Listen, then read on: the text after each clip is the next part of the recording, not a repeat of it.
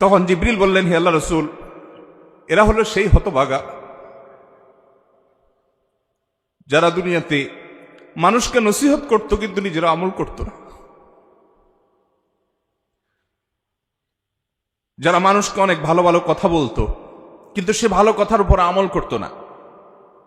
যে বক্তা, যে আলোচক, যে ওয়াইজ, যে লম্বা লম্বা লেকচার দেনেওয়ালা, যে হুজুর অনেক ভালো ভালো কথা বলতো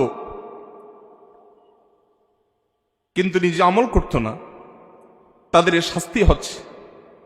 একজন মানুষ মক্কা থেকে, মসজিদে হারাম থেকে এক রাতের সামান্য কিছু সময়ের মধ্যে সুদূর ফিলিস্তিনে মসজিদুল আকসা পর্যন্ত যাওয়া, আবার সেখান থেকে সপ্ত আকাশ ভেদ করে, নবমণ্ডল সব ভেদ করে আল্লাহ রাব্বুল আলামিনের অনেক বড় বড় নিদর্শন, আয়াত মিনাল্লাহি তাবারাকা ওয়া তাআলা, সেগুলো সব অবলোকন করে জান্নাত জাহান্নামের বিভিন্ন দৃশ্য দেখে, আল্লাহর সাথে কথোপকথন করে, আল্লাহর কাছ থেকে ওহী নিয়ে, বিশেষ বিশেষ বিধিবিধান নিয়ে, আবার নবী রাসূলদের সাথে সাক্ষাৎ করে আবার মক্কায় চলে এসেছেন মাত্র একটি রাতের সামান্য কিছু মুহূর্তের মধ্যে। দুনিয়ার সকল যুক্তি, দুনিয়ার সকল বুদ্ধি, দুনিয়ার কোনো লজিক এক্ষেত্রে খাটবে না, কারণ আল্লাহ রাব্বুল আলামিন বলেছেন, সুবহানাল্লাযী আসরা বিআবদিহি, ওই আল্লাহ পবিত্র যিনি তার বান্দাকে মুহাম্মদ সাল্লাল্লাহু আলাইহি সাল্লামকে রাত্রিকালীন ভ্রমণ করিয়েছেন। নবী সাল্লাল্লাহু আলাইহি সাল্লামকে মসজিদে হারাম থেকে মসজিদে আকসা পর্যন্ত, যে মসজিদের চতুর্পাশে আল্লাহ তাআলা বারাকা দিয়ে রেখেছেন, এই ভ্রমণ নবী সাল্লাল্লাহু আলাইহি সাল্লামকে করিয়েছেন কে? আল্লাহ তাআলা সে কথা আলাদা করে উল্লেখ করেছেন কোরআনে। 15 নম্বর পারার প্রথম আয়াত সূরা ইসরাতে আল্লাহ তাআলা বলেছেন, সুবহানাল্লাযী আসরা বিআবদিহি। নবী করিম সাল্লাল্লাহু আলাইহি সাল্লাম নিজে নিজে যান নাই, দুনিয়ার কোন সিস্টেমের আওতায় তিনি যান নাই। আল্লাহ তাআলা জিবরিলকে পাঠিয়ে বোরাকটাকে শুধুমাত্র উপকরণ হিসাবে একটা মাধ্যম রেখে আল্লাহ তাআলা নিজে তাকে অলৌকিকভাবে এই ভ্রমণ করিয়েছেন। এজন্য আল্লাহ তাআলা এই ভ্রমণের সম্বন্ধ তার নিজের সত্তার দিকে করে বলেছেন, সুবহান আল্লাযী আসরা বিআবদি। তিনি ওই সত্তা পবিত্রতম, তিনি পবিত্র যিনি তার বান্দাকে রাত্রিকালীন এই ভ্রমণটা তিনি করিয়েছেন। তাহলে এই ভ্রমণের সম্বন্ধ আল্লাহ দিয়ে করা হয়েছে, তিনি নিজে করেছেন। আর আল্লাহ তাআলা সম্পর্কে ইমানদারের ইমান হলো যে আল্লাহ তাআলা কাদির, তিনি যা চান তার সবকিছু তিনি কুন বললেই ফায়াকুন, সেটি হয়ে যায়। বিধায় মেরাজ এবং ইসরার ঘটনা নিয়ে যদি কোনো সন্দেহ সংশয় থাকে, বিশেষ করে ইসরা নিয়ে যদি কোনো সন্দেহ থাকে, তাহলে সেক্ষেত্রে কোরআনের প্রতি সন্দেহ করার নামান্তর, কারণ কোরআনে আল্লাহ তাআলা এই ঘটনা উল্লেখ করেছেন। মোহতারাম হাজরিন, নবী করিম সাল্লাল্লাহু আলাইহি সাল্লামের মেরাজের দুইটা পার্ট ছিল, দুইটা অধ্যায় ছিল। একটা পার্ট হলো ইসরা, আরেকটা পার্ট হলো মেরাজ। ইসরা শব্দের অর্থ হলো রাত্রিকালীন ভ্রমণ, রাতের সফর। আর মেরাজ এটা বলা হয় ঊর্ধ্বে গমনের মাধ্যমকে, সিঁড়িকে। তার মানে ঊর্ধ্বে গমন বোঝানো হয়েছে মেরাজ দিয়ে। নবী করিম সাল্লাল্লাহু আলাইহি সাল্লামের মেরাজের প্রথম অধ্যায়ে তিনি মসজিদে হারাম থেকে অলৌকিকভাবে আল্লাহ তাআলার কুদরতের মাধ্যমে তিনি বোরাকে আরোহণ করে জিবরিলের সাথে চলে গেছেন মসজিদে আকসায়। মসজিদে আকসা থেকে আল্লাহ রাব্বুল আলামিনের নির্দেশে জিবরিল তাকে ঊর্ধ্বাকাশে নিয়ে গেছেন, নবমণ্ডল ভ্রমণ করে এনেছেন। এই পুরো সফরটাকে আমরা সংক্ষেপে মেরাজের সফর জানি, কিন্তু এর প্রথম অংশটি কোরআনে এসেছে, আর দ্বিতীয় অংশটি ঊর্ধ্বে গমন বিষয়টি অসংখ্য বিশুদ্ধ হাদিসে বর্ণিত হয়েছে। আহলুস সুন্নাহ ওয়াল জামাতের আকীদা এবং বিশ্বাসের অংশ হলো নবী সাল্লাল্লাহু আলাইহি সাল্লামের জীবনে মেরাজের ঘটনা ঘটেছে, সেটাকে মনে প্রাণে একজন ইমানদার বিশ্বাস করবে, লালন করবে। রজব মাস শুরু হয়েছে এবং রজব মাসের চাঁদ দেখা গেলে আমাদের দেশের মিডিয়াগুলো, পত্রপত্রিকা বলুন আর টেলিভিশন চ্যানেল বলুন, তারা নিউজ করে এভাবে যে পবিত্র রজব মাসের চাঁদ দেখা গেছে।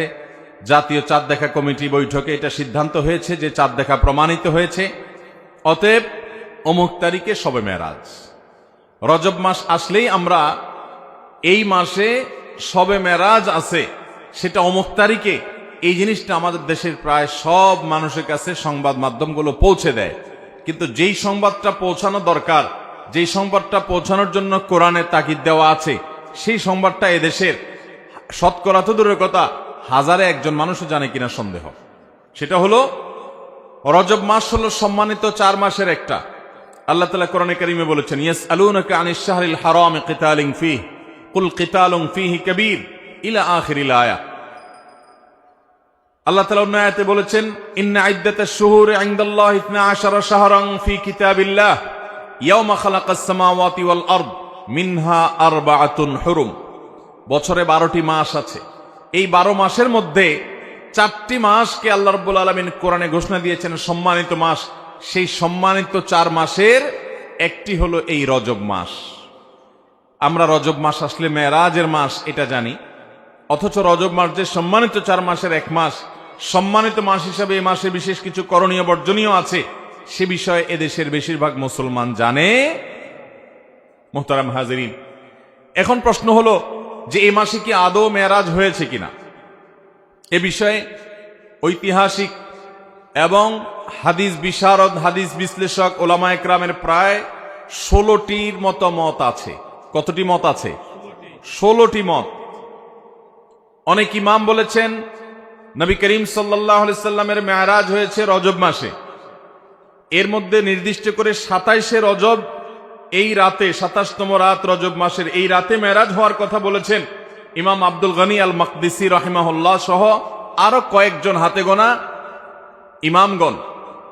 আর এর বাইরে অনেক বড় বড় ইমাম, অনেক বড় বড় মুহাদ্দিস এবং ইতিহাসবিদগণ তাদের মত অনুযায়ী নবী সাল্লাল্লাহু আলাইহি সাল্লামের মেরাজ হয়েছে অনেকের মতে রমজান মাসে, অনেকের মতে রবিউল আউয়াল মাসে, অনেকের মতে শাওয়াল মাসে। এক একজন এক এক মত দিয়েছেন এবং সেটি নবী সাল্লাল্লাহু আলাইহি সাল্লামের হিজরতের 1 বছর আগে হয়েছে। এই মতটি বেশিরভাগ মুহাদ্দিস এবং ওলামাদের মত। আবার অনেকে হিজরতের 4-5 বছর আগে হওয়ার মত দিয়েছেন। সর্বসাকল্যে প্রায় 16টি মত আছে এই মেরাজ ঠিক কবে হয়েছে সে বিষয়টি নিয়ে। তাহলে এখান থেকে বোঝা গেল রজবের 27 তারিখটি নবী করিম সাল্লাল্লাহু আলাইহি সাল্লামের মেরাজের রাত। এ রাতেই তার মেরাজ ঘটেছে এমনটি নিশ্চিত করে বলার মতো কোনো সুযোগ আদৌ, কিন্তু আমরা এটাকে নিশ্চিতভাবে মেরাজের রাত হিসাবে জানি, আমরা বলিষ্ঠভাবে এটাকে চূড়ান্তভাবে মেরাজের রাত হিসাবে আমরা জানি। অথচ এটা অন্য 10টি মতের মতো একটি মত, বরং বেশিরভাগ ইতিহাসবিদদের মত, বেশিরভাগ ফুকাহে কেরাম, ওলামায়ে কেরাম, মুহাদ্দিসিনে কেরামের মত হলো নবী সাল্লাল্লাহু আলাইহি সাল্লামের মেরাজ রবিউল আউয়ালে হয়েছে। যাই হোক, এটি একটা ঐতিহাসিক বিষয়। তার মেরাজ হয়েছে এটা সত্য, কোন মাসে হয়েছে, কোন তারিখে হয়েছে সেটা নিয়ে ইতিহাসবিদদের মধ্যে মত পার্থক্য আছে। একজন ইমানদার হিসাবে কখন তার মেরাজ হয়েছে এই বিষয়টি আমাদের কাছে এতটা গুরুত্বপূর্ণ নয় যতটা গুরুত্বপূর্ণ নবী করিম সাল্লাল্লাহু আলাইহি সাল্লামের মেরাজে তিনি কি দেখেছেন, কেন তার মেরাজ হয়েছে, সেখান থেকে তার নিয়ে আসা শিক্ষাগুলো কি, সেখানে কি কি ঘটনা ঘটেছে, সেখান থেকে আমাদের নেয়ার বিষয় কি আছে, এটা হলো ইমানদার হিসেবে আমাদের জন্য গুরুত্বপূর্ণ। নবী সাল্লাল্লাহু আলাইহি সাল্লামের মেরাজের তারিখ, ক্ষণ, সন এটা যদি এত গুরুত্বপূর্ণ হতো তাহলে বুখারীতে, মুসলিমে, তিরমিজিতে, আবু দাউদে, নাসাইতে বিভিন্ন হাদিসের কিতাবে নবী সাল্লাল্লাহু আলাইহি সাল্লামের মেরাজের তারিখ, তার সন এগুলো খুব গুরুত্বের সাথে উল্লেখ করা হতো। নবী সাল্লাল্লাহু আলাইহি সাল্লামের জীবনে অনেক ঘটনা ঘটেছে, যেই ঘটনাগুলোর তারিখ, সন, ক্ষণ এগুলোকে সাহাবীরা এত বেশি গুরুত্বের সাথে সংরক্ষণ করার ব্যাপারে তারা বিশেষ নজর দিতেন না। যত বেশি নজর দিতেন নবী করিম সাল্লাল্লাহু আলাইহি সাল্লামের ওই ঘটনার মূল শিক্ষণীয় বিষয় কি সেদিকে। অতএব মুহতারাম হাজরিন, আমাদেরকে জানতে হবে যে আমাদের নবী সাল্লাল্লাহু আলাইহি সাল্লাম মেরাজে গিয়ে কি দেখেছেন। তিনি মেরাজে গিয়ে যে বিষয়গুলো দেখেছেন এর ভিতরে একটা বিষয় হলো তিনি জিবরিলকে দেখেছেন। জিবরিল ফেরেশতাকে তিনি তার আপন যে সুরত, তার আসল যে রূপ, সেই রূপে তিনি দেখেছেন। বিভিন্ন বর্ণনা দ্বারা প্রমাণিত যে জিবরিলকে আল্লাহ রাব্বুল আলামিন কতগুলো ডানা দিয়েছেন? 600 ডানা, এবং তার এক একটি ডানা এক প্রান্ত থেকে অপর প্রান্ত যতদূর মানুষের চোখ যায় ততদূর পর্যন্ত বড়। এত দীর্ঘ, এত বড়, বৃহৎ 600 ডানা আল্লাহ তাআলা তাকে দিয়েছেন। জিবরিলের যে আসল রূপ, মহা সৃষ্টি আল্লাহ তাআলার, যে জিবরিল আয়াতুম মিন আয়াতিল্লাহ, আল্লাহর অসংখ্য নিদর্শনের মধ্যে জিবরিলের অস্তিত্ব একটা নিদর্শন। এটিকে নবী সাল্লাল্লাহু আলাইহি সাল্লাম মেরাজে তার আসল রূপে দেখার সুযোগ পেয়েছেন, এটি ছিল একটি। নবী করিম সাল্লাল্লাহু আলাইহি সাল্লামের মেরাজে তিনি আরো যা দেখেছেন তার মধ্যে দ্বিতীয় হলো বোরাক তিনি দেখেছেন। বোরাক একটি বাহন। এই বোরাক এটা ঘোড়া এবং গাধা এগুলোর সমজাতীয় কাছাকাছি পর্যায়ের এক ধরনের একটা বিশেষ বাহন, যেই বাহনের সমজাতীয় আরেকটা বাহন পৃথিবীতে নাই। এটা নবী করিম সাল্লাল্লাহু আলাইহি সাল্লামের জন্য আল্লাহ তাআলা স্পেশাল পাঠিয়েছেন। যদিও আল্লাহ তাআলা চাইলে তাকে সরাসরি উপরে তুলে নিতে পারতেন, কিন্তু আদ-দুনিয়া বিল ওয়াসাইল লা বিল ফাদাইল, দুনিয়াতে সবকিছু ওসিলা এবং মাধ্যম দিয়েই হয়। এজন্য আল্লাহ তাআলা এই বাহনটা ব্যবহার করেছেন। আল্লাহ তাআলা এই বাহনের মুখাপেক্ষী না, এটা ছাড়াও তিনি তার বান্দাকে নিতে পারতেন। তো এই বোরাকের সাক্ষাৎ নবী সাল্লাল্লাহু আলাইহি সাল্লামের সাথে হয়েছে। আমাদের দেশে অনেক ঘরবাড়িতে দেখবেন, অনেক দোকানে দেখবেন বিভিন্ন বড় বড় এরকম ছবি টাঙানো আছে, যে ছবিতে লেখা আছে নবীজির বোরাক। সে বোরাকের আবার দুটা ডানাও আছে, দেখছেন আপনারা? অথচ নবী করিম সাল্লাল্লাহু আলাইহি সাল্লামের বোরাক আমরা কেউ দেখেছি? তাহলে এই ছবি যে অঙ্কন করেছে সে কোত্থেকে দেখলো? বোঝা গেল এটা নবী সাল্লাল্লাহু আলাইহি সাল্লামের বোরাকের নামে প্রতারণা। তার বোরাকের ধরন কেমন ছিল এটা তিনিই জানেন। হাদিসের বিবরণের সাথে বরং এই ছবির কোনো মিল পাওয়া যায় না। এখানে ডানা দেয়া হয়েছে, অথচ নবী সাল্লাল্লাহু আলাইহি সাল্লামের বিবরণ থেকে সেরকম কিছু, এখানে যেরকম দেখা হচ্ছে সেরকম কি বোঝা যায় না। অতএব যারা বরকতের জন্য বোরাকের ছবি দোকানে টাঙ্গায় রাখেন, অফিস আদালতে টাঙ্গায় রাখেন, বাসাবাড়িতে টাঙ্গায় রাখেন, তারা এটার কারণে কোনো সওয়াব বা বরকত লাভ করা তো দূরের কথা, উল্টা গুনাহগার হবেন। কারণ নবী সাল্লাল্লাহু আলাইহি সাল্লাম বলেছেন বুখারীর হাদিস, লা তাদখুলুল মালাইকাতু বাইতান ফিহি কালবুন আও সূরা, যে ঘরে কুকুর থাকে অথবা কোন প্রাণীর আকৃতি থাকে, ছবি থাকে, সেখানে আল্লাহর রহমতের ফেরেশতা প্রবেশ করবে। বিধায় নবীজির বোরাকের নামে আপনি যে ছবি রাখছেন, এটার মাধ্যমে আপনার ব্যবসা বরকত হবে না, ঘরে বরকত নাজিল হবে না, বরং আল্লাহর বরকত এবং রহমত আসার দুয়ার বন্ধ হয়ে যাবে। আল্লাহ তাআলা আমাদেরকে নেক্সট সূরাতে শয়তানের এই ধোঁকা থেকে বেঁচে থাকার তৌফিক দান করুন। তাহলে নবী সাল্লাল্লাহু আলাইহি সাল্লাম মেরাজে গিয়ে দ্বিতীয় যে বিষয়টি দেখেছেন সেটা হলো বোরাক, আল্লাহর বিশেষ এক সৃষ্টি, যেটা আমরা কেউ দেখি নাই, তিনিও আর তার আগে দেখেন নাই, তারপরে আর দেখেন নাই। একটা বিশেষ সৃষ্টি, বিশেষ একটা বাহন, যেটার উপরে করে আল্লাহ তাআলা তাকে ভ্রমণ করিয়েছেন, রাত্রিকালীন ভ্রমণ। তৃতীয়ত তিনি যা দেখেছেন তা হলো তিনি প্রতিটি আসমানে আল্লাহর একজন বিশেষ নবীর সাথে সাক্ষাৎ করেছেন। আল্লাহর যে সমস্ত নবীরা দুনিয়া থেকে বিদায় হয়ে গেছেন, মারা গেছেন, নবীগণ দুনিয়া থেকে চলে যাওয়ার পরও একটা বিশেষ হায়াত, বিশেষ একটা জীবন তারা লাভ করেন।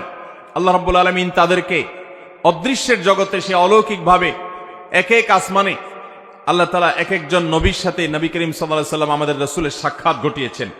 তিনি প্রথম আসমানে দেখেছেন আদম আলাইহিস সালামকে, দ্বিতীয় আসমানে দেখেছেন ঈসা এবং ইয়াহইয়া আলাইহিস সালামকে, তৃতীয় আসমানে দেখেছেন আল্লাহর নবী ইউসুফ আলাইহিস সালামকে, চতুর্থ আসমানে দেখেছেন আল্লাহর নবী ইদ্রিস আলাইহিস সালামকে, পঞ্চম আসমানে দেখেছেন আল্লাহর নবী হারুন আলাইহিস সালামকে, ষষ্ঠ আসমানে দেখেছেন আল্লাহর নবী মূসা আলাইহিস সালামকে, আর ৭ নম্বর আসমানে দেখেছেন আল্লাহর আরেক নবী এবং খলিল আল্লাহর রাসূল ইব্রাহিম আলাইহিস সালামকে।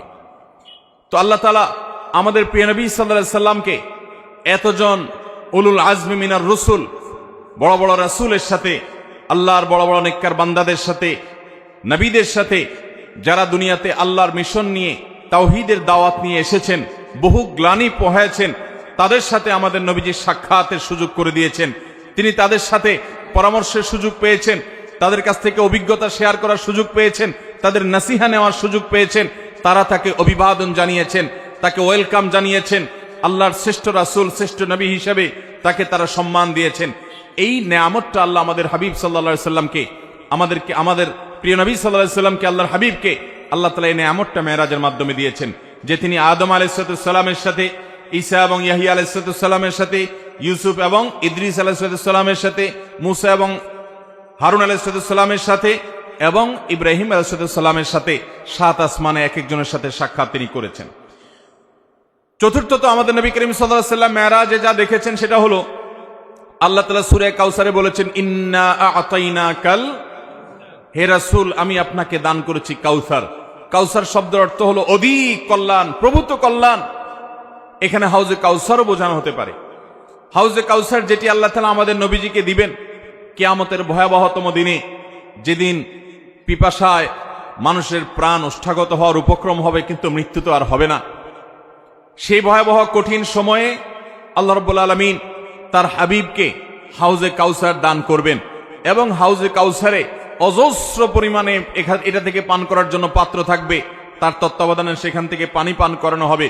তিনি তার উম্মতের মধ্য থেকে যারা সুন্নাহকে আঁকড়ে ধরেছে, বিদআত থেকে যারা দূরে থেকেছে, শিরক থেকে যারা দূরে থেকেছে, তাওহীদ যারা মজবুত করেছে, আকীদা ঈমান যারা বিশুদ্ধ করেছে, প্রতিটা আমলে সুন্নাতে রাসূলকে জেনে জেনে আমল করেছে, বিদআতকে ছুঁড়ে ফেলে দিয়েছে, এ আল্লাহর বান্দাদের জন্য যারা নবী সাল্লাল্লাহু আলাইহি সাল্লামের দুনিয়া থেকে যাওয়ার পর তার দ্বীনের মধ্যে পরিবর্তন করে নাই, কোন রকম বিদআত সংযোজন করে নাই, কোন বিয়োজন করে নাই, এই মানুষগুলোকে নবী সাল্লাল্লাহু আলাইহি সাল্লাম সেদিন হাউজে কাউসার থেকে পানি পান করাবেন।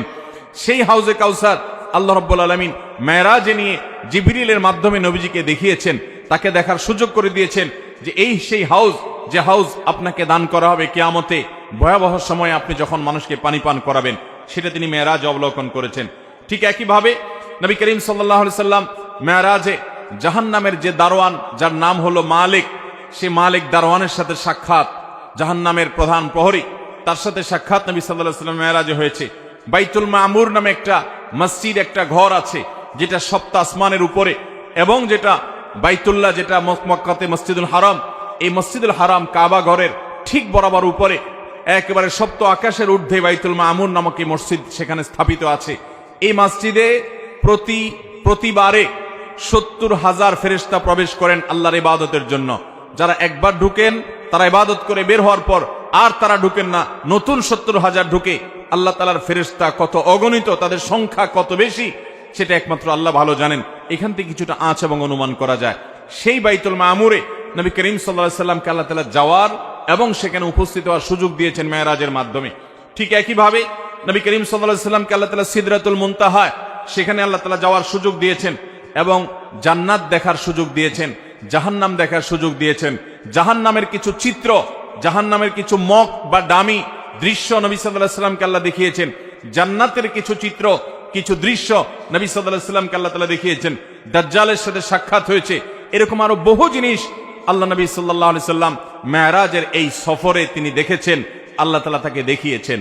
নবী আলাইহিস সালাম এই সমস্ত আল্লাহর কুদরত, আল্লাহর সমস্ত আয়াত দেখার পর দুনিয়াতে তার সেই আমাল হুজুন, তার যে পেরেশানির বছরের যে পেরেশানি, তার স্ত্রী হারার যে বেদনা, তার সহায় হারা চাচা হারা যে বেদনা, তায়েফের মানুষের কষ্ট দেওয়ার যে বেদনা, মক্কার মানুষের কাছ থেকে নিগৃহীত হওয়ার যে বেদনা, এই সকল বেদনা লাঘব হয়ে নতুন করে আর আল্লাহর তরফ থেকে ঈমানের চার্জ নিয়ে তিনি আবার পূর্ণদমে দুনিয়াতে এসে আবারও দাওয়াতি কাজ চালু করতে পেরেছেন, আরম্ভ করতে পেরেছেন। এটা ছিল আল্লাহ তাআলার পক্ষ থেকে তার হাবিবের প্রতি, তার রাসূলের প্রতি মস্ত বড় ইহসান এবং দয়া। আল্লাহ রাব্বুল আলামিন আমাদেরকে প্রিয় নবী সাল্লাল্লাহু আলাইহি সাল্লামের এই মেরাজ থেকে শিক্ষাগুলো গ্রহণ করার তৌফিক দান করুন। মোহতারাম হাজরিন, নবী করিম সাল্লাল্লাহু আলাইহি সাল্লামের মেরাজের পথে তার প্রথম অংশে তিনি মসজিদুল হারাম থেকে, মক্কা থেকে মসজিদুল আকসায় গিয়েছেন। মসজিদুল আকসায় কি ঘটেছিল সে সম্পর্কে নবী আলাইহিস সালাম থেকে বর্ণিত বিশুদ্ধ হাদিসের আলোকে আমরা যা জানি, তার খোলাসা এবং সার নির্যাস হলো যে তাকে যখন জিবরিল মসজিদে হারাম থেকে নিয়ে গেলেন মসজিদে আকসায়, যে ফিলিস্তিন, যে মসজিদে আকসার মাটি, আম্বিয়া এবং রসুল, বহু নবী এবং রাসূলগণ তাদের পদচারণায় মুখরিত ছিল। বহু নবী রাসূলগণ এই মসজিদে আকসায় সালাত আদায় করেছেন, এটার ইমাম ছিলেন, এটার তত্ত্বাবধায়ক ছিলেন, এটার দায়িত্বশীল ছিলেন, এখানে নামাজ পড়েছেন, এখানে ইবাদত বন্দি করেছেন, এই মহল্লায় বসবাস করেছেন, এই মহল্লায় তাদের কবর আছে। সেই সুলাইমান আলাইহিস সালাম, দাউদ আলাইহিস সালাম, জাকারিয়া আলাইহিস সালাম, বহু নবী রাসূলগণকে, ঈসা আলাইহিস সালাম, বহু নবী রাসূলগণকে আল্লাহ রাব্বুল আলামিন এই মসজিদে আকসায় রেখেছেন।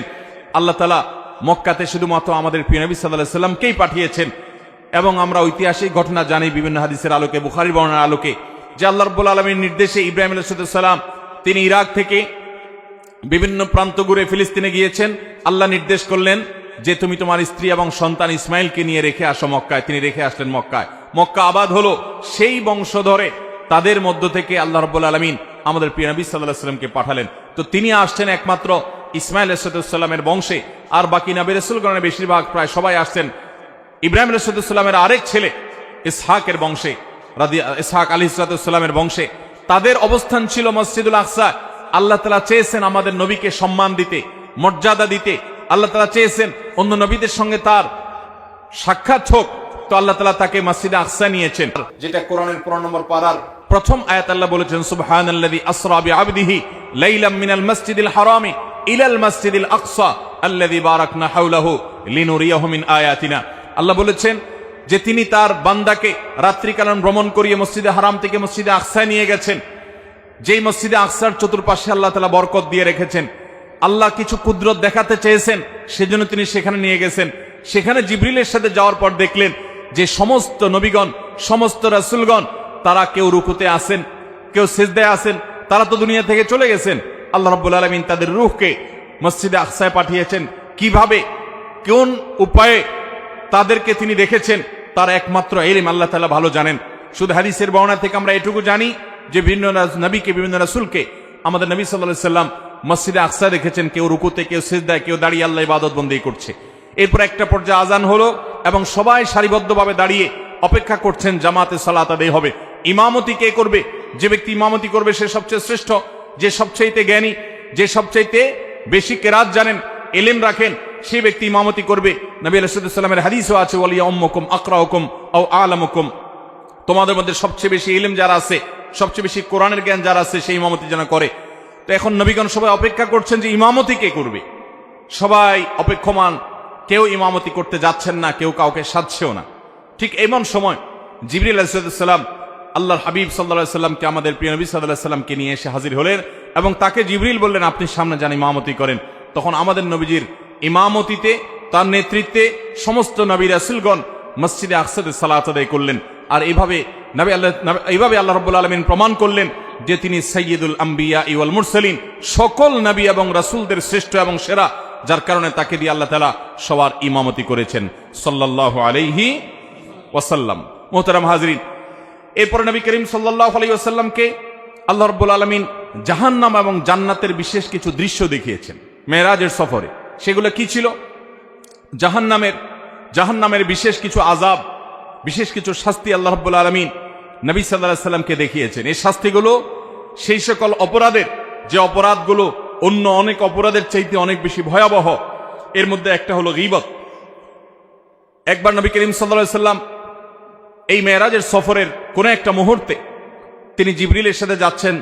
জিবরিল তাকে দেখালেন যে এ হলো জাহান্নাম, যেখানে আল্লাহর অবাধ্যরা, পাপিষ্ঠরা, যাদেরকে এই ঠিকানায় আসতে হবে, অনন্তকাল কাফেররা এখানে জ্বলতে থাকবে, শাস্তি হতে থাকবে, মৃত্যু হবে না, শুধু শাস্তি এবং কষ্ট ভোগ করতে থাকবে। এর মধ্যে জাহান্নামের একটা দৃশ্য নবী সাল্লাল্লাহু আলাইহি ওয়াসাল্লাম এর চোখে পড়ল। তিনি দেখতে পেলেন যে কিছু লোক, তাদের হাতে অনেক বড় বড় নখ।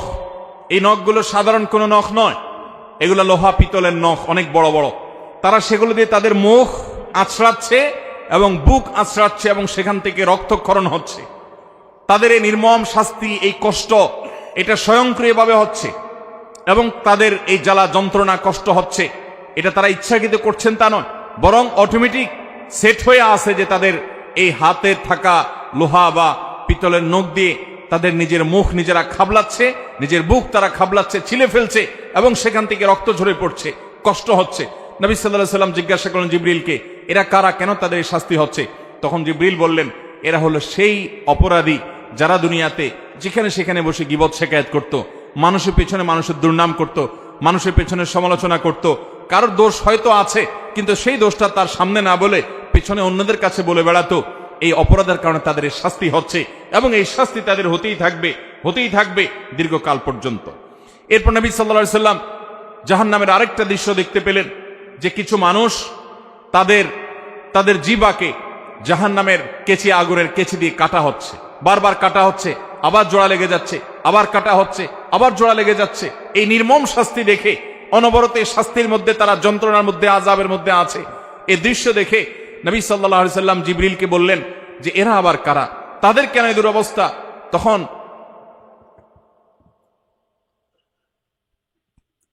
তখন জিবরিল বললেন, হে আল্লাহর রাসূল, এরা হলো সেই হতভাগা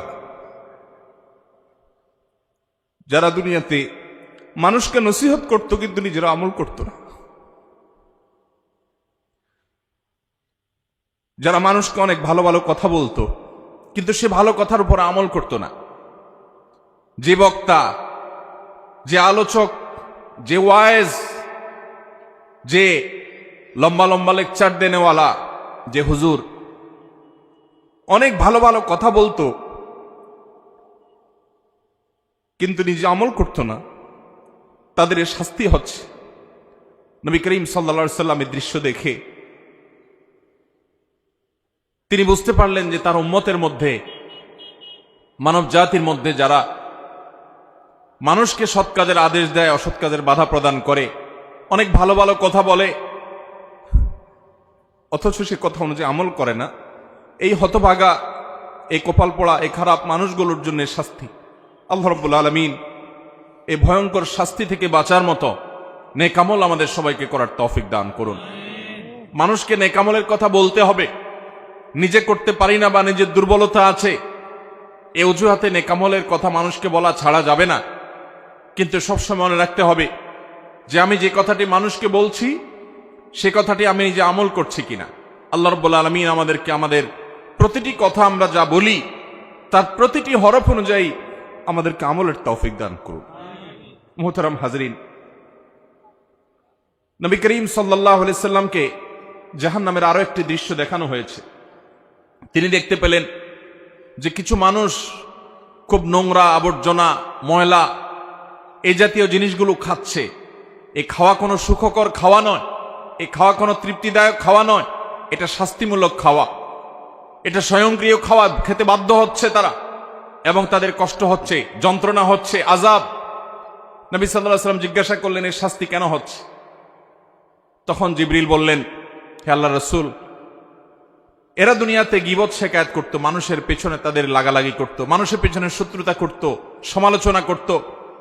হয়তো কেউ চায়ের দোকানে বসে, কেউ হয়তো বাড়িতে এক মহিলা আর এক মহিলার পেছনে, হয়তো এক দোকানদার অন্য দোকানের পেছনে, হয়তো বা একজন আলেম আরেক আলেমের পেছনে, এক মানুষ অন্য মানুষের পেছনে ষড়যন্ত্র করত, দোষ চর্চা করত, গীবত করত। তাদেরকে নোংরা খাদ্য খেতে বাধ্য করা হচ্ছে, এটা তাদের পরম এবং করুণ শাস্তি। ঠিক একইভাবে নবী সাল্লাল্লাহু আলাইহি সাল্লামকে দেখানো হলো যে কিছু মানুষ রক্তের নদীতে হাবুডুবু খাচ্ছে, তাদেরকে প্রস্তর দ্বারা নিক্ষেপ করা হচ্ছে এবং তারা ওই কঠিন শাস্তির মধ্যে নিপতিত। জিজ্ঞাসা করা হলো এই পরিণতির কারণ কি? জবাব এলো, এরা দুনিয়াতে সুদের কারবারের সাথে জড়িয়ে থাকত। তারা ব্যবসা বাণিজ্যকে বড় করার জন্য, দুনিয়াতে একটু ভালো থাকার জন্য সুদের সাথে জড়িয়েছে, যার কারণে তাদের এরকম শাস্তি।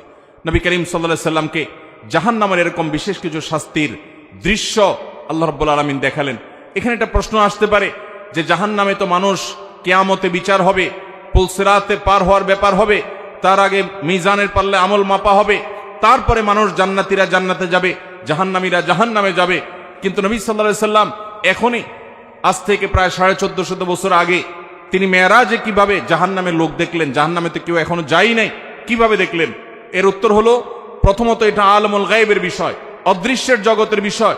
অদৃশ্যের জগতের এই রূপ সম্পর্কে আমরা আমাদের দৃশ্যমান জগতের সাথে যদি তুলনা করি, এটার সাথে যদি আমরা মিলিয়ে সেটাকে আমরা বোঝার চেষ্টা করি, সেটা ভুল হবে। দ্বিতীয় কথা হলো যে এটা হয়তো বা কোনো মক বা কোনো দামি টাইপের ছিল, যে এরকম দৃশ্য হবে সেরকম একটা চিত্র নবী সাল্লাল্লাহু আলাইহি ওয়াসাল্লামের সামনে শুধুমাত্র উপস্থাপন করা হয়েছে, যেটার বাস্তবায়ন হবে অনেক পরে। বাকি এর প্রকৃত অবস্থা কি ছিল সেটা একমাত্র আল্লাহ তাআলা ভালো জানেন। যখন অসংখ্য বিশুদ্ধ হাদিসে বর্ণিত হয়, তখন ঈমানদার হিসাবে সেটিকে আমাদের অস্বীকার করবার কোনো সুযোগ থাকে না, বরং সেটা সত্য, মহাসত্য। একজন ঈমানদার সেটি বিশ্বাস করবে।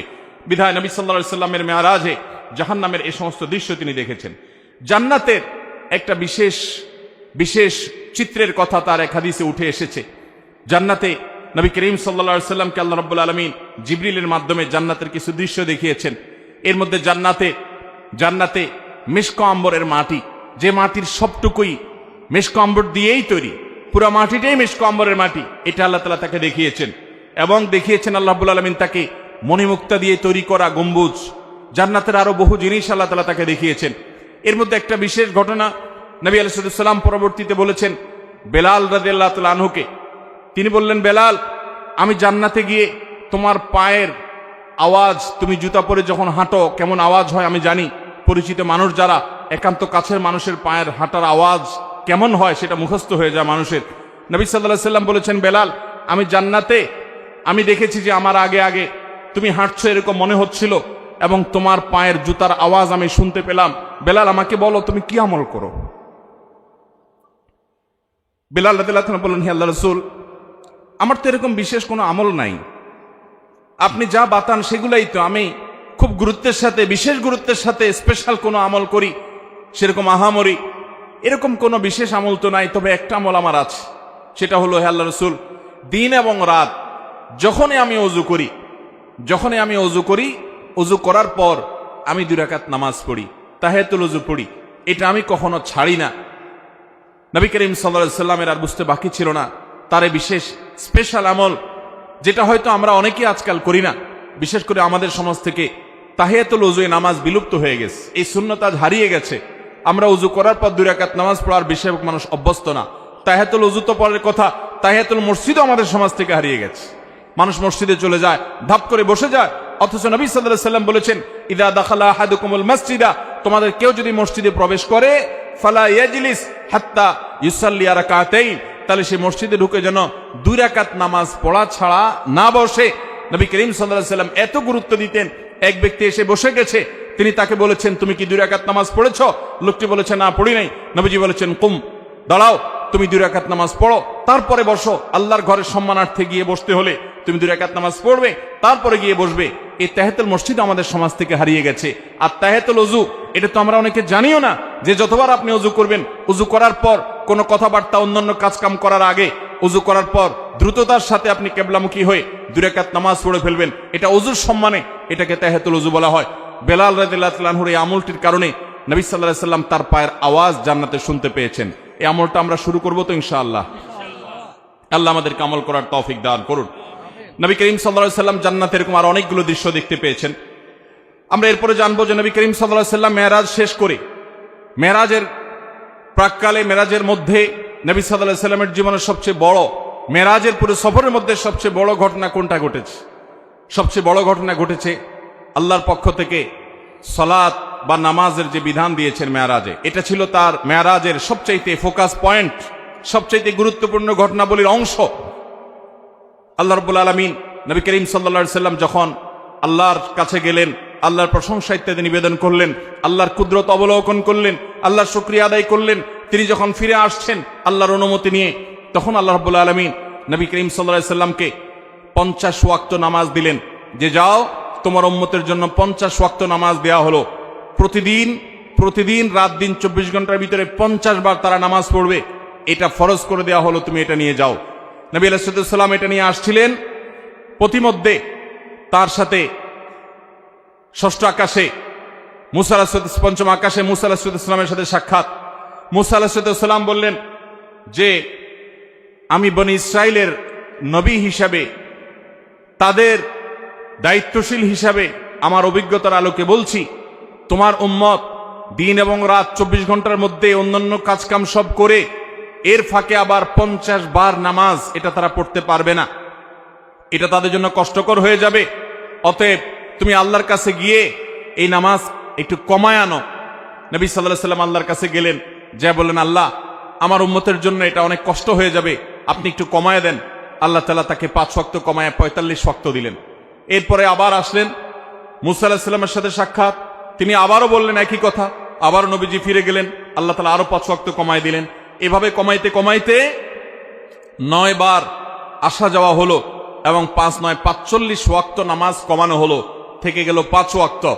এরপরে নবী সাল্লাল্লাহু আলাইহি সাল্লাম মুসা আলাইহিস সালামের কাছে এসে বলল যে আমি আর আল্লাহর কাছে কমানোর জন্য যেতে পারবো না, আমি বিব্রত বোধ করছি, ইতস্তত বোধ করছি যে একটা বিষয় কতবার কমাবো। 5 ওয়াক্ত আল্লাহ তাআলা নির্ধারণ করে আমাদের প্রিয় নবী সাল্লাল্লাহু আলাইহি সাল্লামকে বলে দিয়েছেন, যাও মুহাম্মদ তোমার উম্মতকে জানিয়ে দাও, তারা যদি 5 ওয়াক্ত নামাজকে ঠিকঠাক মতো সময় মতো হক আদায় করে, সুন্দর করে আদায় করে, তো আল্লাহ রাব্বুল আলামিন তাদেরকে 50 ওয়াক্ত পড়লে যে পরিমাণ তারা সওয়াব পেত, আল্লাহ বলেছেন যে সেই পরিমাণ সওয়াব তাদেরকে আমি 5 ওয়াক্তের মাধ্যমে দেব। 5 ওয়াক্ত নামাজকে হক আদায় করে করবো তো ইনশাআল্লাহ।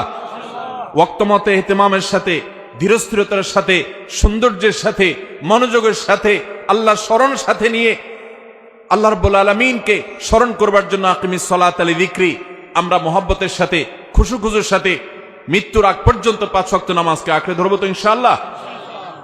ভাইরা আমার, নবী করিম সাল্লাল্লাহু আলাইহি সাল্লামকে আল্লাহ রাব্বুল আলামিন মেরাজে ডেকে নিয়ে একান্ত কাছে নিয়ে এই 5 ওয়াক্ত নামাজ দিলেন। এই নামাজ যার যত বেশি সুন্দর হবে, সে আল্লাহর তত বড় ওলি, সে আল্লাহর তত বড় নেককার। যার নামাজ যত তাড়াহুড়ো হবে, যার নামাজে যত অবহেলা হবে, যার নামাজে যত মনোযোগ কম থাকবে, যার নামাজ সালাত যত অসুন্দর হবে, এই ব্যক্তির সাথে আল্লাহর সম্পর্ক তত দুর্বল প্রমাণ হবে। অতএব ভাইরা আমার, মুরব্বীরা আমার, আল্লাহর ওয়াস্তে চ্যালেঞ্জ হিসেবে নিতে হবে, আমরা জীবনে, আমাদের জীবন যাবে, আমার প্রাণ যাবে, আমার নামাজ কখনো ছুটতে পারে। অতএব নামাজের ওয়াক্ত হবে, ইমানদার কখনো নামাজে গাফলতি করবে। নবী করিম সাল্লাল্লাহু আলাইহি সাল্লামকে আল্লাহ রাব্বুল আলামিন এই বিধানটি দেওয়ার জন্য তাকে নিয়ে গেলেন মেরাজে। অথচ এত কাছে নিয়ে আল্লাহ রাব্বুল আলামিন অন্য কোনো বিধান দেন নাই। রোজার বিধান আল্লাহ তাআলা জিবরিলকে দিয়ে পাঠিয়ে দিয়েছেন, যাকাতের বিধান জিবরিলকে দিয়ে পাঠিয়ে দিয়েছেন, হজের বিধান আল্লাহ রাব্বুল আলামিন জিবরিলকে দিয়ে পাঠিয়ে দিয়েছেন। ইসলামের অন্য সমস্ত বিধিবিধান, ফরজ নির্দেশগুলো কোরআনের আয়াত নাজিল করেছেন, জিবরিলকে দিয়ে পাঠিয়েছেন।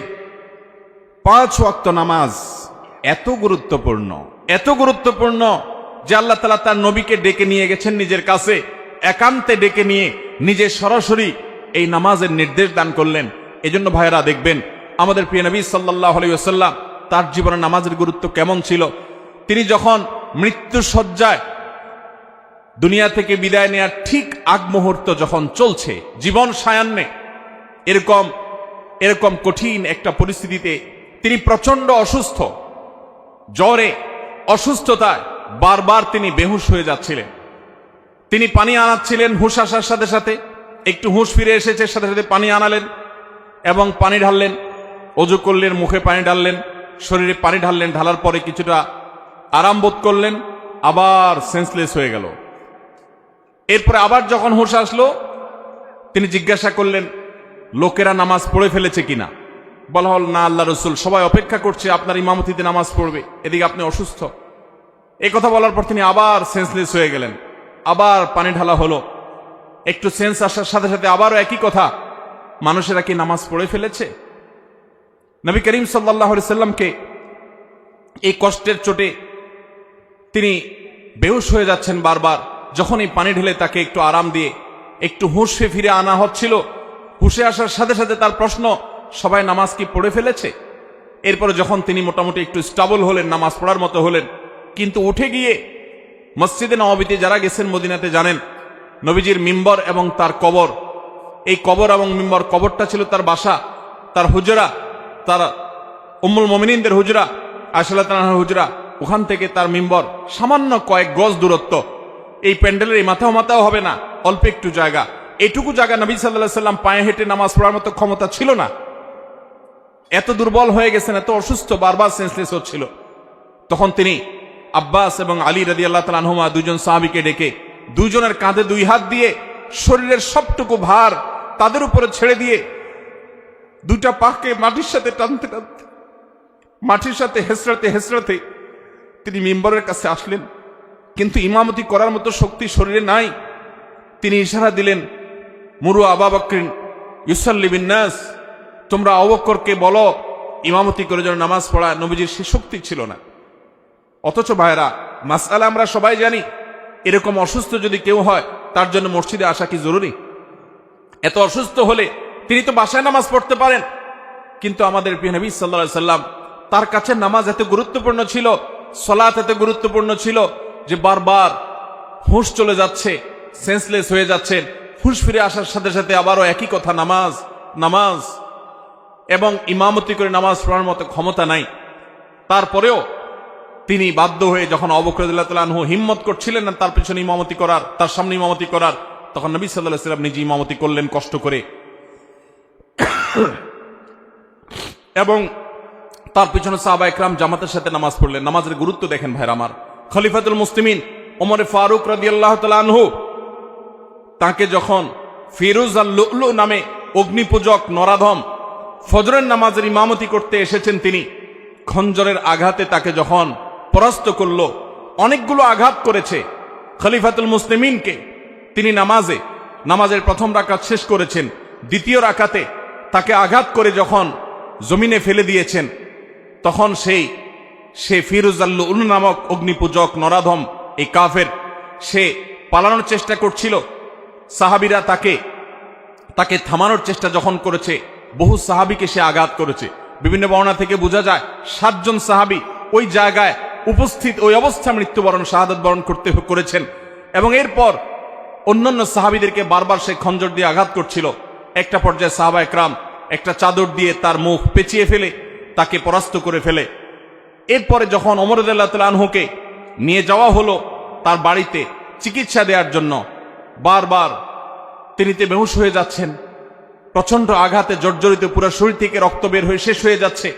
যখনই একটু তার সেন্স আসছে, তিনি তার পরিবারের লোকদেরকে বলতে লাগলেন, পানি নিয়ে আসো।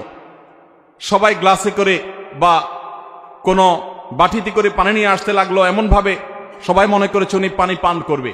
তিনি বলেন, না, পানি পান করার পানি তো না, ওযুর পানি নিয়ে আসো, কারণ আমার নামাজ তো বাকি আছে।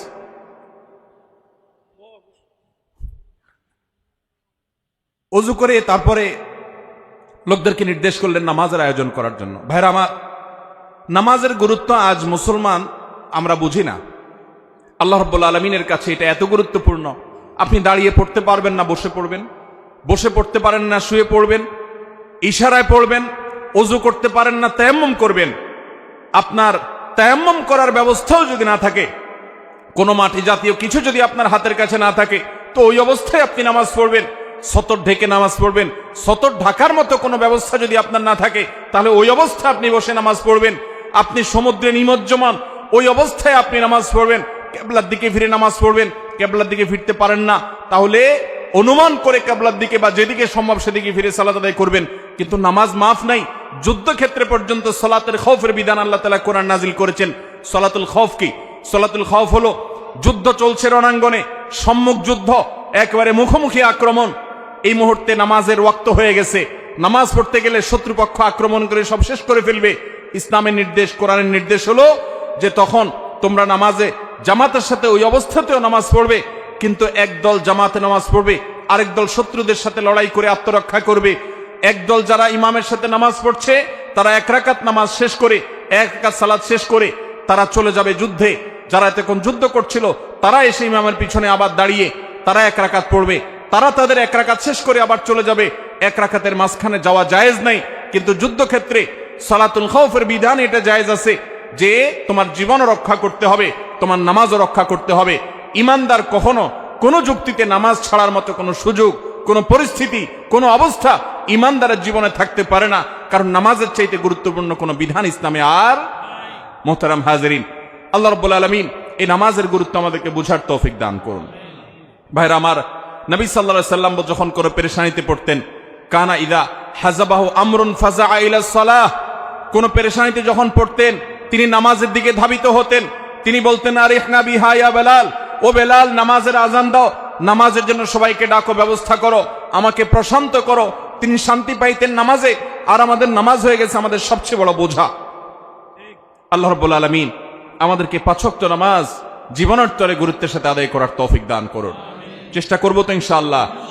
আমরা যখন দীর্ঘ সময় নিয়ে সিজদা করব, দীর্ঘ সময় নিয়ে আমাদের রবকে আমরা রুকু করব, দীর্ঘ সময় নিয়ে দাঁড়িয়ে যখন আমরা আল্লাহর প্রশংসা জ্ঞাপন করব, ভাইরা আমার, আল্লাহর জমিনের সবচেয়ে তৃপ্তিদায়ক মুহূর্তের দেখা আমরা পাবো। আপনি যখন তাহাজ্জুদে ভোর রাতে সবাই যখন ঘুমিয়ে থাকে, তখন উঠে যখন ওযু করে আপনি আল্লাহর দরবারে দাঁড়িয়ে যাবেন এবং লম্বা সময় নিয়ে আলহামদুলিল্লাহি রাব্বিল আলামিন পড়বেন। আর রহমানির রহিম, আমার রবের পরিচয় আপনি যখন দিবেন, আপনি যখন আল্লাহর সাথে কথা বলবেন। সালাতকে সহিহ মুসলিমের হাদিসে নবী সাল্লাল্লাহু আলাইহি সাল্লাম বলেছেন, বান্দা যখন নামাজ পড়ে ফাইন্নাহু ইউনাজি রাব্বাহু, তখন সে শুধু নামাজ পড়ে না, সে তার রবের সাথে কথোপকথন করে। অতএব 5 ওয়াক্ত নামাজের গুরুত্ব দেব তো ইনশাআল্লাহ। মেরাজের সবচেয়ে বড় তোহফা, সবচেয়ে বড় হাদিয়া, সবচেয়ে বড় উপঢৌকন আল্লাহর তরফ থেকে আমাদের জন্য 5 ওয়াক্ত নামাজ। ভাইরা আমার, যেটাকে আপনি বোঝা মনে করছেন, আল্লাহর কসম, সেটা হলো আল্লাহর সাথে কানেক্টেড হওয়ার মাধ্যম। যেটাকে আপনি বোঝা মনে করছেন, এটা হলো আরশ আজিমের মালিকের সাথে সংযুক্ত হওয়ার, পরিচিত হওয়ার, কথাবার্তা বলার মাধ্যম। এটা অনেক বড় সুযোগ। এটা বোঝা নয়, এটা অনেক বড় নেয়ামত, এটা অনেক বড় সুযোগ। আল্লাহ আমাদেরকে বুঝার তৌফিক দান করুন। মুহতারাম হাজরিন, নবী করিম সাল্লাল্লাহু আলাইহি সাল্লামকে আল্লাহ রাব্বুল আলামিন মেরাজের এই সকল দৃশ্য দেখবার সুযোগ করে দিয়েছেন। তিনি যখন দুনিয়াতে আসছেন, মেরাজ শেষ করে, সফর শেষ করে যখন ফিরে আসলেন, যথারীতি তার মেরাজের এই ঘটনা শোনার পর মক্কার মুশরিকদের অনেকে হাসাহাসি করতে লাগলো যে মোহাম্মদ এতদিন যা বলেছে আখিরাত হবে, এটা হবে, সেটা হবে, এবং আল্লাহর ভয় আমাদেরকে দেখিয়েছে, এখন সে তো একেবারে অদৃশ্যের এমন এমন সব তথ্য দিচ্ছে, এগুলো অবৈজ্ঞানিক, এগুলো অযৌক্তিক। তারা রীতিমতো অস্বীকার করতে লাগলো এবং হাসাহাসি করতে লাগলো। আবু বকর সিদ্দিক রাদিয়াল্লাহু তাআলা আনহু, পুরুষদের মধ্যে যিনি সর্বপ্রথম ইসলাম গ্রহণ করেছেন, ইসলামের প্রথম খলিফা, প্রিয় নবী সাল্লাল্লাহু আলাইহি সাল্লামের সবচেয়ে কাছের মানুষ, সবচেয়ে আপন মানুষ, আবু বকর রাদিয়াল্লাহু তাআলাকে জিজ্ঞাসা করলো কেউ একজন যে এই সম্পর্কে তোমার বক্তব্য কি? নবী করিম সাল্লাল্লাহু আলাইহি সাল্লাম যখন ফজরের পরে এই ঘটনার বিবরণ দিলেন, তখন আবু বকর সিদ্দিক রাদিয়াল্লাহু তাআলা আনহু এক বাক্যে সবার আগে বললেন, আল্লাহ নবীর মুখ থেকে যেহেতু এই বিবরণ আমি শুনেছি, আমি নিশ্চিতভাবে, শতভাগ নিশ্চিতভাবে আমি জানি এটি ঘটেছে, এবং এই ঘটনার ব্যাপারে আমার চুল পরিমাণ কোনো সন্দেহ। এই সাক্ষ্য দেওয়ার সাথে সাথে আল্লাহর হাবিব সাল্লাল্লাহু আলাইহি সাল্লামের তরফ থেকে এতদিন যাকে মানুষ আবু বকর জানতো, নবীজির পক্ষ থেকে নতুন উপাধি তিনি পেলেন। তাকে বলা হলো তিনি সিদ্দিক, সত্যবাদী, সত্যায়নকারী, সত্যকে সত্য বলে স্বীকারকারী এবং অকপটে স্বীকারকারী। সবার আগে যিনি নবীর নবুয়তকে পুরুষদের মধ্যে স্বীকার করে নিয়েছেন, সবার আগে যিনি নবীর মেরাজের এই অলৌকিকত্বকে স্বীকার করেছেন, বিশ্বাস করেছেন, ঈমান এনেছেন, আল্লাহ রাব্বুল আলামিন তাকে সিদ্দিকের এই উপাধি পাওয়ার তৌফিক দিয়েছেন। তিনি মহাসত্যবাদী, সত্যকে সত্যায়নকারী হিসেবে তিনি সার্টিফিকেট পেয়েছেন। ইতিহাস তাকে আবু বকর সিদ্দিক বলে জানে, কিন্তু সিদ্দিক এই উপাধি পেয়েছেন তিনি এই মেরাজের ঘটনাকে কেন্দ্র করে। অথচ অনেক দুর্বল ইমানের মুসলমান, অনেকে মোরতাদ হয়ে গেছে এই ঘটনা শুনে। অনেক কাফেররা হাসাহাসি করতে লাগলো। কিছু মুশরিকরা নবী সাল্লাল্লাহু আলাইহি সাল্লামের ইন্টারভিউ নেওয়ার জন্য প্রস্তুত হয়ে গেল। আচ্ছা মুহাম্মদ, তুমি নাকি রাতে মসজিদুল আকসা ঘুরে এসেছো, আচ্ছা বলো দেখি মসজিদুল আকসার স্ট্রাকচার সম্পর্কে তোমাকে কিছু প্রশ্ন করি। তারা অনেকগুলো প্রশ্ন করলো। নবী করিম সাল্লাল্লাহু আলাইহি সাল্লাম মসজিদে আকসায় গেছেন রাতে গিয়ে আবার ফিরে এসেছেন। পুরো স্ট্রাকচার তো দেখা সম্ভব নয়। আল্লাহ তাআলা তার নবীর সত্যতা প্রমাণের জন্য মুজিজা হিসাবে তার সামনে সে চিত্র ধরে রেখেছেন। তিনি একটা একটা করে প্রশ্ন উত্তর দিলেন। অনেক মুশরিকরা তার এই অলৌকিকত্ব দেখার পর যখন বাস্তবতার সাথে মিলে গেল, তখন তার প্রতি নতুন করে ঈমান এনেছে সাল্লাল্লাহু আলাইহি।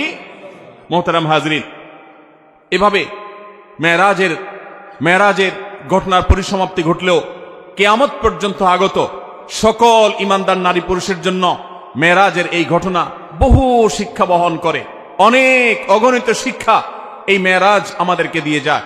এর ভিতরে একটা বড় শিক্ষা হলো যে মানুষের জীবনে যখন দেয়ালে পিঠ থেকে যায়, যখন সকল দুয়ার বন্ধ হয়ে যায়, যখন পেরেশানির চূড়ান্ত পর্যায়ে চলে যায়, মানুষ যদি আল্লাহর প্রতি আস্থা রাখে, আল্লাহর প্রতি বিশ্বাস রাখে, আল্লাহর দিকে ধাবিত হয়, আল্লাহর দিকে রুজু হয়, আল্লাহর দিকে মোতাওয়াজ্জ হয়, আল্লাহর দিকে সে যদি আগায়, আল্লাহর প্রতি আস্থার চুল পরিমাণ ঘাটতি না থাকে, এই ব্যক্তিকে আল্লাহ রাব্বুল আলামিন এমন ভাবে সান্ত্বনা দিবেন যেমন ভাবে নবী করিম সাল্লাল্লাহু আলাইহি সাল্লামকে আমাল হুজনে এসে, পিতা চাচাকে হারানোর বছরে এসে, স্ত্রীকে হারানোর বছরে এসে, সহায় সম্বলহীন হওয়ার বছরে এসে, মক্কা এবং তায়েফের মানুষ থেকে বিতাড়িত হওয়ার বছরে এসে চরম অসহায় বোধ যখন করছিলেন, আল্লাহ তাকে যেরকম এমন সান্ত্বনা দেওয়া দিলেন যে সান্ত্বনা তার সকল কষ্ট লাঘব হয়ে গেল, সকল কষ্ট দূর হয়ে গেল, সামনে চলার শক্তি খুঁজে পেলেন, নতুন দিশা পেলেন, ৫ ওয়াক্ত নামাজের নতুন অস্ত্র আল্লাহর সাথে কানেক্টেড হওয়ার জন্য নতুন হাতিয়ার পেয়ে গেলেন।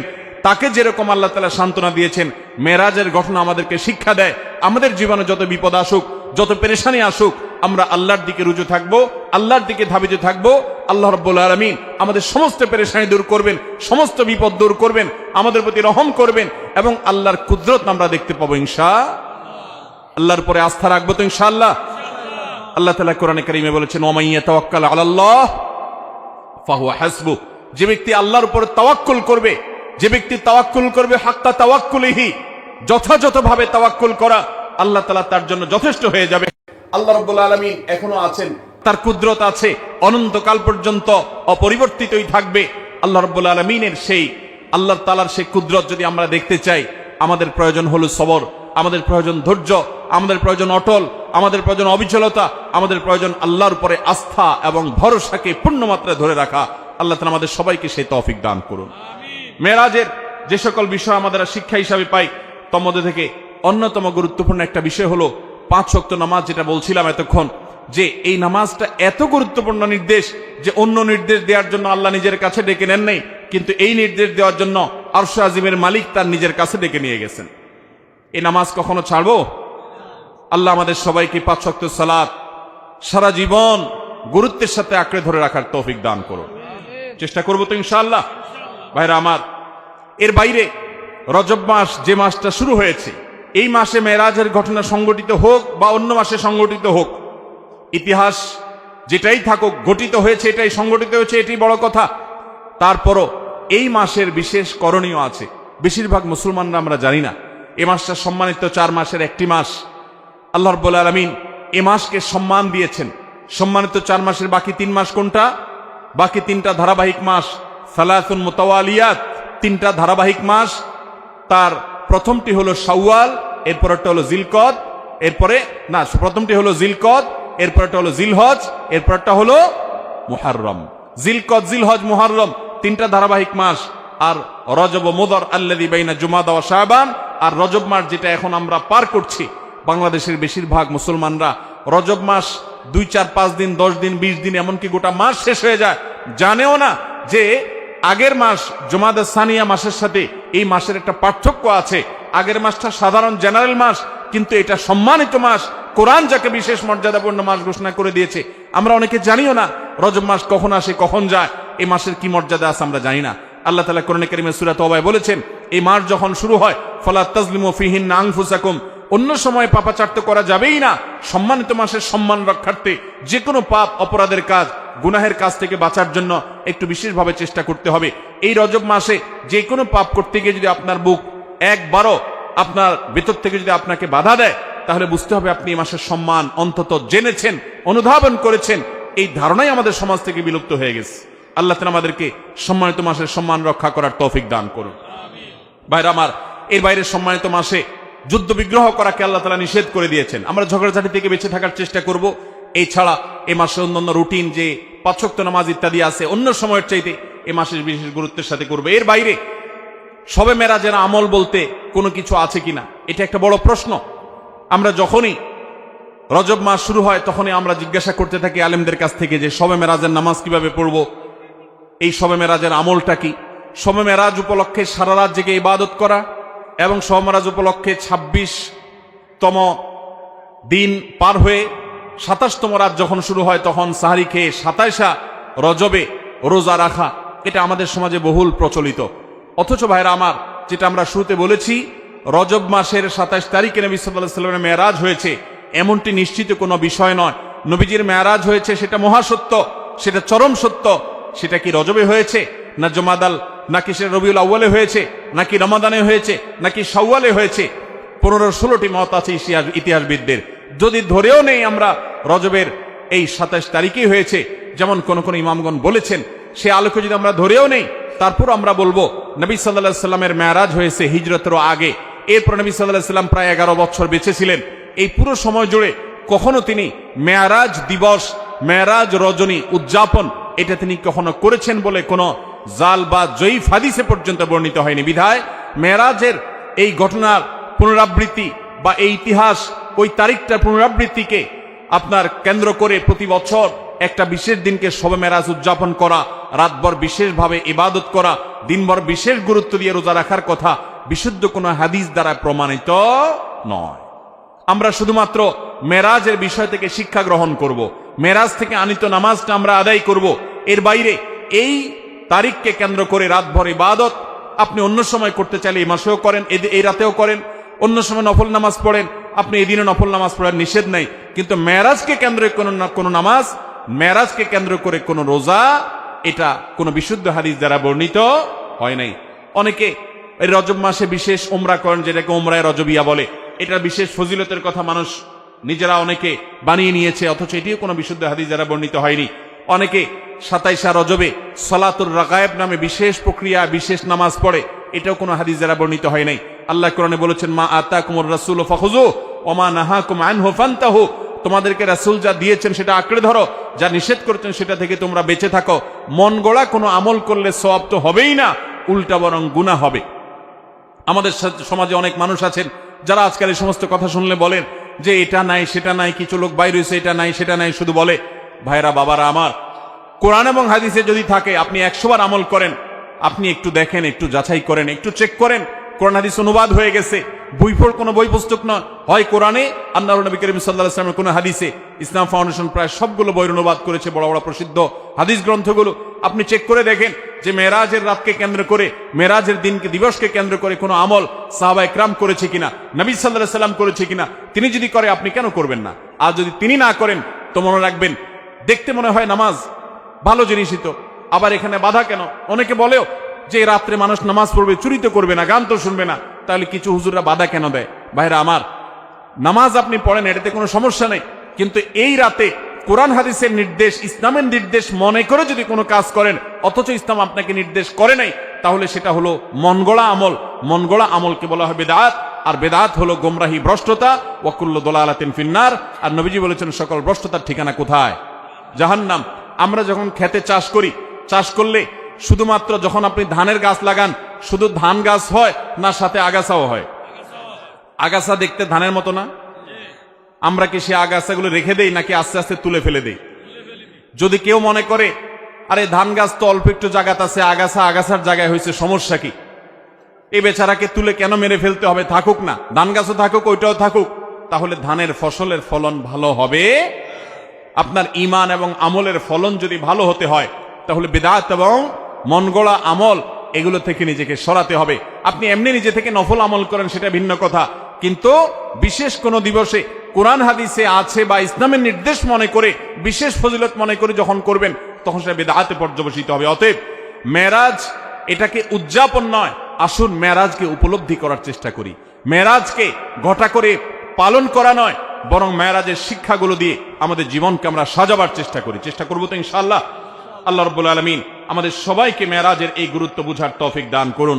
এই মেরাজের অন্যতম বড় শিক্ষা হলো আমাদের প্রিয় নবী সাল্লাল্লাহু আলাইহি ওয়াসাল্লামের মর্যাদা কত বেশি। এই মেরাজ থেকে আমরা উপলব্ধি করার সুযোগ পাই, কারণ তিনি তার হাবিবকে ডেকে নিয়ে গেছেন এবং অন্য নবীদের সাথে সাক্ষাৎ করিয়েছেন, নবী এবং রাসূলদের ইমামতি করিয়েছেন। এতগুলো বিষয় দিয়ে আল্লাহ তাআলা প্রমাণ করেছেন তার হাবিবের মর্যাদা কত বেশি। সেই সাথে মসজিদে আকসা এবং বাইতুল মাকদিসের যে মর্যাদা অনেক বেশি, সেটাও কিন্তু এই মেরাজের ঘটনা থেকে বোঝা যায় যে আল্লাহর হাবিবকে আল্লাহ তাআলা সেখানে প্রথমে নিয়ে গেছেন এবং বলেছেন কোরআনে যে তার চতুর্পাশে আল্লাহ তাআলা বারাকা দিয়েছেন। অতএব আমরা মেরাজের এই সকল